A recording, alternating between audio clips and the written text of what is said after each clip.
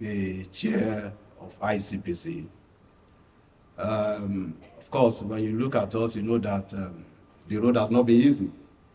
Upon my assumption of office, I look at my mandate, and I discover it requires three major things. Number one, strategy.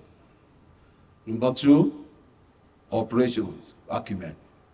In other words, looking at the issue of investigation and prosecution. And number three, the politics of the office. You can't take that away from it. I quickly adapted to the strategy and the operation aspect. I was trying to avoid the politics of the office, but they kept ramming the cap on my head. You must wear this cap. And I discovered that when you have a very good strategy, you'll be able to handle the other two aspects of the mandate.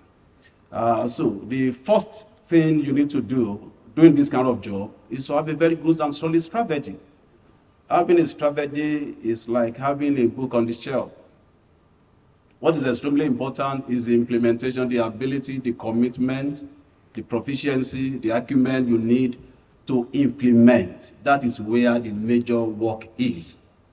I want to thank ROLAC for supporting this initiative.